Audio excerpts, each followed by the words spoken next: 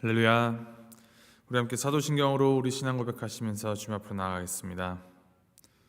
전능하사 천지를 만드신 하나님 아버지를 내가 믿사오며 그 외아들 우리 주 예수 그리스도를 믿사오니 이는 성령으로 잉태하사 동정녀 마리아에게 나시고 본디오 빌라도에게 고난을 받으사 십자가에 못 박혀 죽으시고 장사한 지 사흘 만에 죽은 자 가운데서 다시 살아나시며 하늘에 오르사 전능하신 하나님 우편에 앉아 계시다가 저리로서 산 자와 죽은 자를 심판하러 오시리라.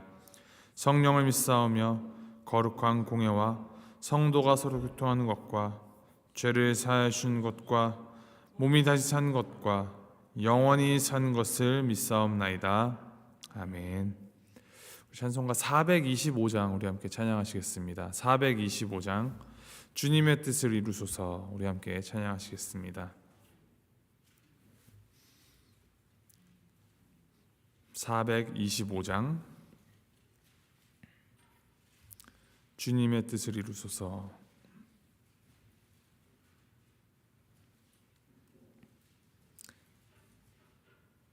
함께 찬양하시겠습니다. 주님의 뜻을 이루소서. 고요한 중에 기다리니 진흙과 같은 날 빚으사 주님의 형상 만드소서. 주님의 뜻을 이루소서. 주님 발 앞에 엎드리니 나의 맘속을 살피시사 눈보다 희게 하옵소서. 주님의 뜻을 이루소서.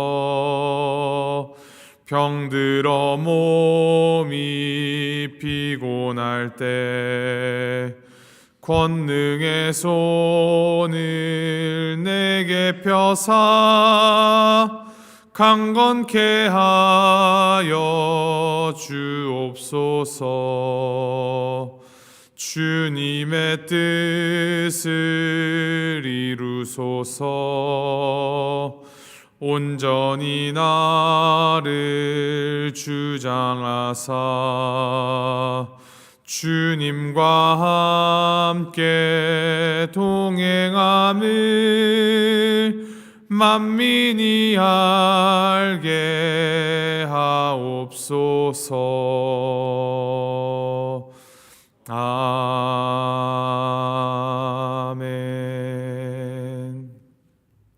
하나님께서 오늘 우리에게 주신 말씀 마가복음 6장 14절에서부터 29절까지 말씀입니다. 마가복음 6장 14절에서부터 29절까지 말씀 우리 함께 교독하시겠습니다.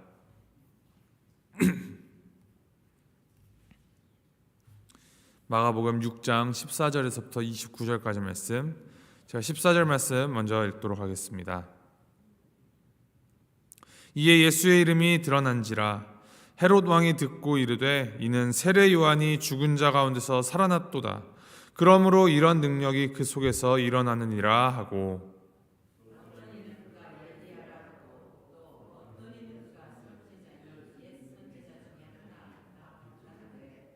헤롯은 듣고 이르되 내가 목벤 요한 그가 살아났다 하더라.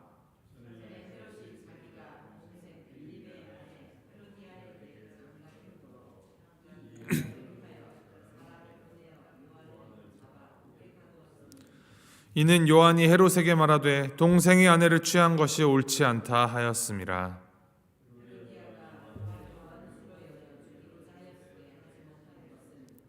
헤롯이 요한을 의롭고 거룩한 사람으로 알고 두려워하여 보호하며 또 그의 말을 들을 때 크게 번민을 하면서도 달갑게 들음이로라.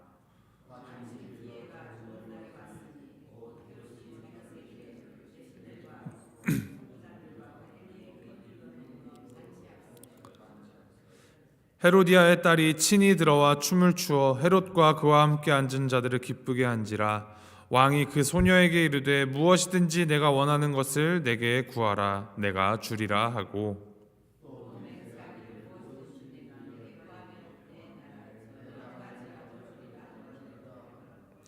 그가 나가서 그 어머니에게 말하되 내가 무엇을 구하리이까? 그 어머니가 이르되 세례 요한의 머리를 구하라 하니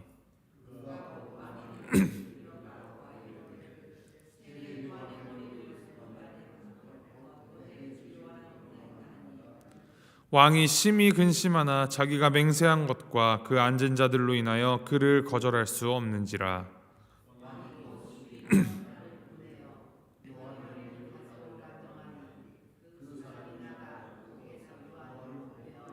그 머리를 소반에 얹어다가 소녀에게 주니 소녀가 이것을 그 어머니에게 주니라. 요한의 제자들이 듣고 와서 시체를 가져다가 장사하니라. 아멘. 예수님의 공생애의 삶은 파격적이었습니다. 가는 곳마다 병든 자, 아픈 자들이 낫는 기적을 베푸셨고 심지어 이 앞선 마가복음 5장에서는 죽었던 야이로의 딸이 일어나는 놀라운 일들이 벌어졌습니다. 이 모든 놀라운 일들이 이제 지금의 시골 동네와 같은 갈릴리 지방, 그것도 한낱 목수의 아들이 버리고 다닌다는 이제 소식이 이제 전역으로 파다하게 퍼지면서 예수님에 대하여서 사람들이 다양한 반응들을 보입니다. 예수님이 숨 쉴 새도 없이 식사를 제대로 할 틈도 없이 가시는 곳마다 큰 무리들이 몰려오기도 하였지만 반면에 이제 오늘 본문의 앞선 6장의 초두에 보면은 그 자라나셨던 고향 땅에서는 배척당하시기도 하셨습니다. 이것을 볼 때 예수님을 바라보면서 사람들이 어떤 마음을 가지고 있는지, 어떤 기대와 어떤 욕망이 있었는지가 예수님을 바라보는 그 시선들 가운데 투사된다라는 것을 볼 수가 있습니다. 마치 거울에 비친 내 자신을 보는 것처럼 예수님을 바라보고 예수님을 평가하고 해석하는 그 시선 속에서 어떤 가치를 가지고 내가 어떤 생각을 가지고 살아가는지가 비추어진다라는 말입니다. 오늘 본문 말씀에서는 이 예수님에 대한 소문을 들은 헤롯의 반응이 나옵니다. 그는 예수 속에서 세례 요한을 봅니다. 14절부터 16절은 이제 세례 요한이라는 말을 두 번 강조하고 있습니다. 세례 요한은 이 구절에서는 죽은 자입니다. 그리고 헤롯이 자신의 명령으로 목을 베어버렸던 세례 요한을 그 예수님의 소문을 듣고 예수님 속에서 그가 보고 있다 합니다. 16절에 내가라는 이 대명사를 넣어서 행동의 주체가 자신이었음을 강조하고 있습니다. 헤롯 왕은 예수님 안에서 자신이 내가 죽였던 세례 요한을 보았던 것이기 때문에 사실은 살인자였던 나를 직면하고 있는 것과 같습니다. 그리고 그가 보인 반응은 무엇입니까? 두려움입니다. 오늘 말씀은 이제 16절까지 14절부터 16절까지 예수님에 대한 소문을 들은 헤롯의 반응이 나오고 17절부터 그 이하로 그가 이전에 세례 요한을 왜 가두고 왜 죽였는지에 대한 이야기가 나옵니다. 마치 그림 안에 또 작은 그림이 있는 것처럼 과거를 회상하는 것처럼 본문의 구조가 그렇게 기록되어 있습니다. 이 헤롯이라는 사람에 대해서 우리가 한번 생각해 볼 필요가 있습니다. 오늘 본문에 나온 헤롯 왕은 헤롯 왕이라고 쓰인 헤롯은 원래 헤롯 안디바 혹은 헤롯 안티파스라고 불립니다. 예수님이 처음 태어났을 때 이 아기 예수를 죽이려 하였던 헤롯 대왕의 이제 둘째 아들인데 헤롯 대왕이 죽으면서 이제 그에게 여러 아들이 있었는데 그 여러 아들들에게 권력을 이제 나누어 주었습니다. 근데 그 나누어진 권력을 이제 자신들이 휘어잡으려고 권력 다툼이 심하게 벌어졌고 그 끝에 이 로마와의 친밀한 관계를 맺었던 헤롯 안디바가 이 유대 지역의 분봉왕으로 임명되었습니다.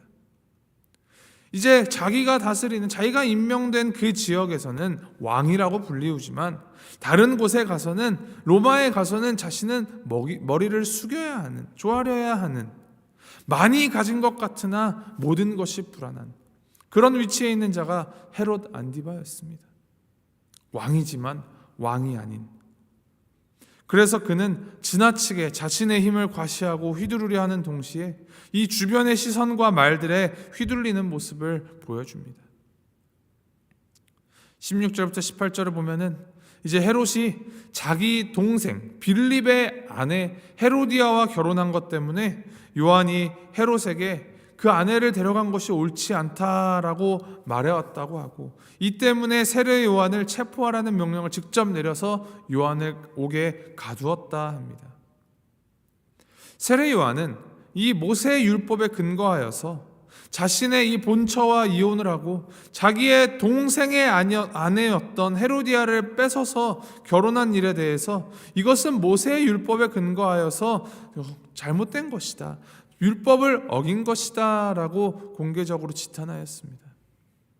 이 일로 세례 요한은 왕, 그리고 특별히 이 왕후가 된 헤로디아의 원한을 사게 되어서 체포가 된 것입니다.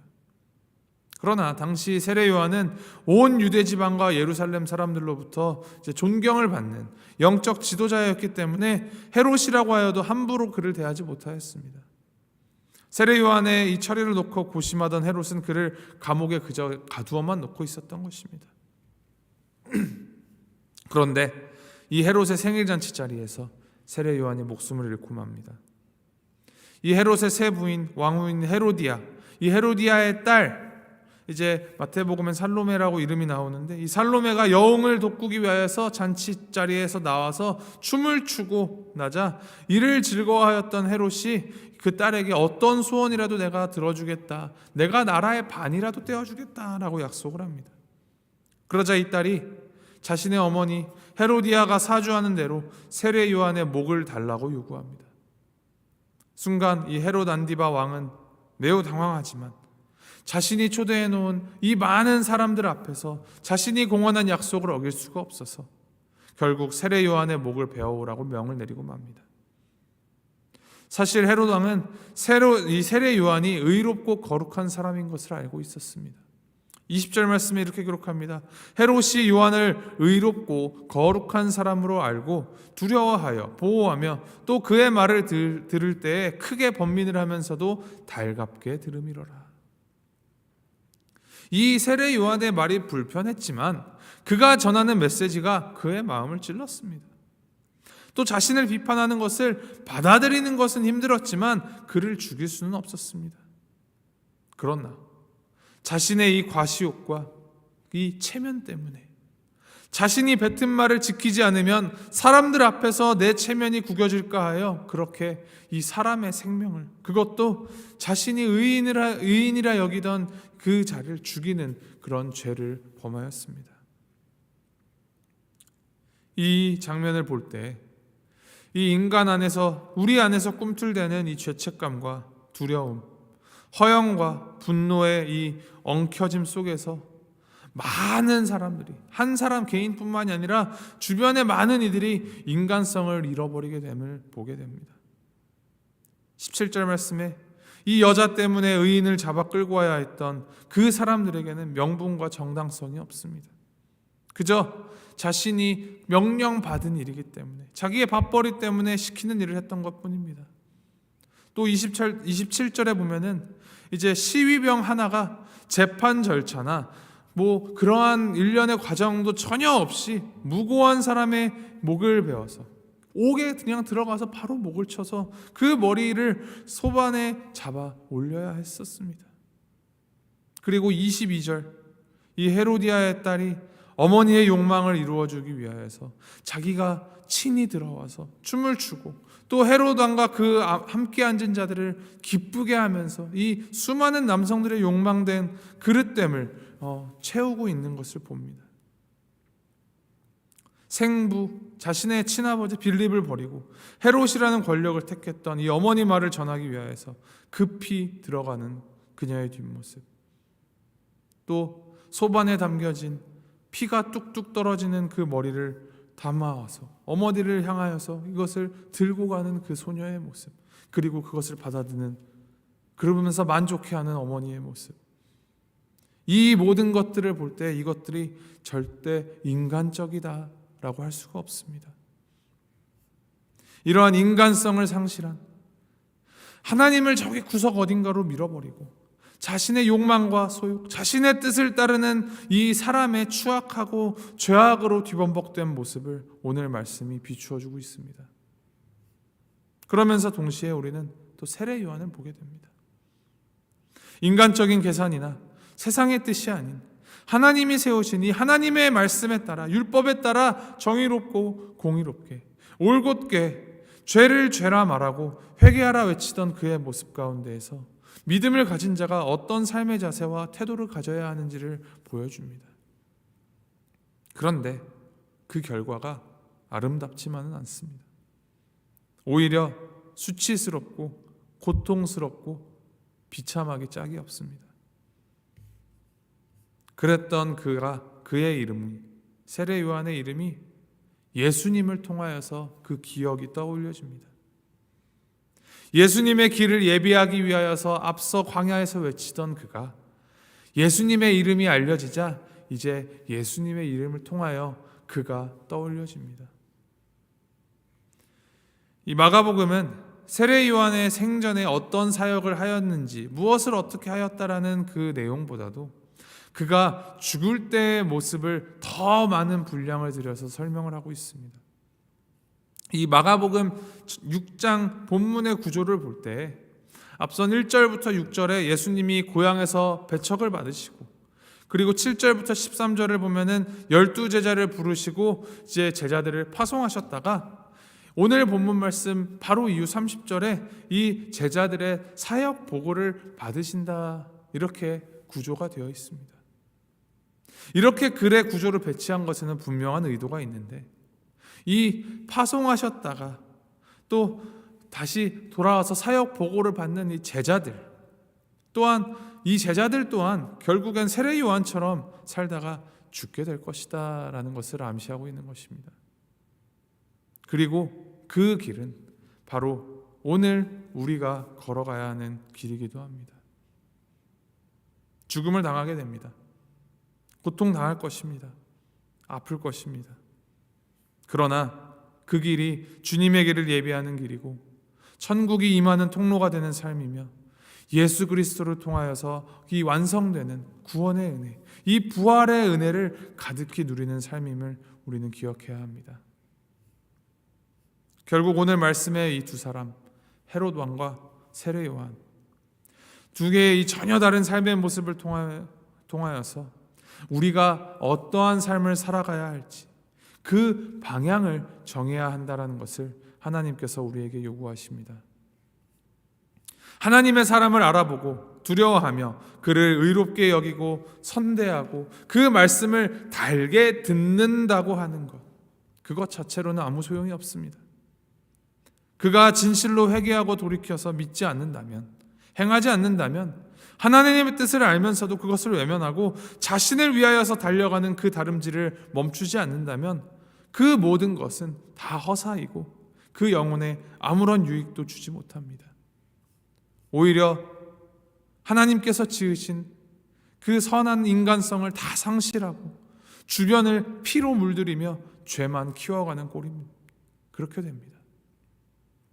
반면에 아무것도 가지지 못하고 힘에 억눌리고 고통받는 삶일지라도, 심지어 죽은 그 시신마저 머리가 없는 참혹한 모습일지라도 그 삶이 진정으로 하나님의 공의와 사랑을 좇는 삶이라면 그 삶을 하나님 앞에 의로운 삶으로 받아들여지며 예수 그리스도를 통하여서 그 안에서 그 이름이 영원히 기억될 것입니다.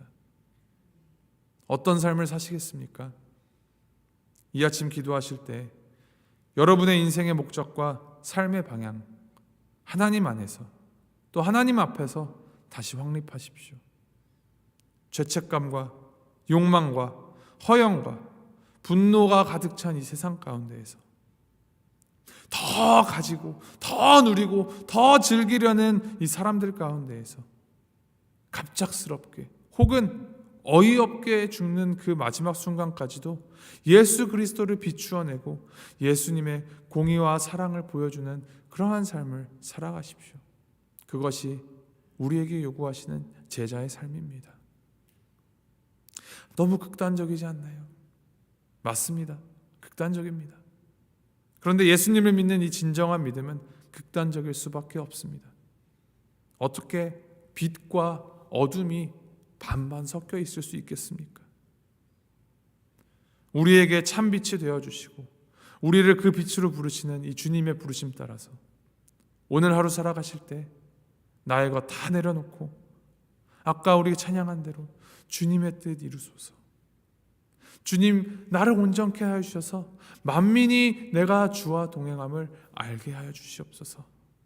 그것을 진정으로 삶으로 불러내는 오늘 하루 삶이 되기를 결단하시고 또 그렇게 오늘 하루를 살아내시기를 주님의 이름으로 소망하고 축복합니다. 함께 기도하시겠습니다. 하나님 아버지, 이 헤롯 왕과 세례 요한, 너무나도 다른 두 인생의 대비를 통하여서 우리가 어떻게 살아가야 하는지를 다시 한번 생각하게 하시니 감사드립니다. 우리가 주님을 주님으로 볼 수 있기를 소망합니다. 죄책감, 두려움을 직면하면서 또 회개할 수 있게 주님 도와주시옵소서. 내가 내 원함대로 사는 것이 잘 사는 것이 아니며 우리 안에 이 욕망과 분노, 시기, 질투, 세상의 평가와 다른 사람들의 시선에 끌려다니는 삶, 그것은 결국 죄의 노예가 됨을 깨닫는 오늘 하루가 되기를 소망합니다. 더 갖지 못하여도, 더 알지 못하여도 마지막까지도 하나님을 위하여서 사용받았던 이 세례 요한을 닮아가게노라 결단하며 나아갑니다. 주님, 오늘 우리를 기다리는 것이 죽음일지라도 하나님을 힘입어서 발을 내딛게 하여 주시옵소서. 세례 요한 잊지 않고 계셨을 뿐만이 아니라 지금도 그와 함께 계시며 주님 안에서 세례 요한을 영원히 기억하게 하심을 우리가 기억하면서 주님의 빛을 온전히 비추어내고 주님의 나라를 투사하는 오늘 우리의 삶이 되도록 주님 인도하여 주시옵소서. 감사드리며 이 모든 말씀 우리 주 예수 그리스도의 이름으로 기도하였습니다. 아멘. 하늘에 계신 우리 아버지여, 이름이 거룩히 여김을 받으시오며 나라의 마옵시며 뜻이 하늘에서 이루는 것 같이 땅에서도 이루어지이다. 오늘날 우리에게 일용할 양식을 주옵시며 우리가 우리에게 죄 지은 자를 사하여 준 것 같이 우리의 죄를 사하여 주옵시고 우리를 시험에 들게 하지 마옵시고 다만 악에서 구하옵소서. 대개 나라와 권세와 영광이 아버지께 영원히 있사옵나이다. 아멘.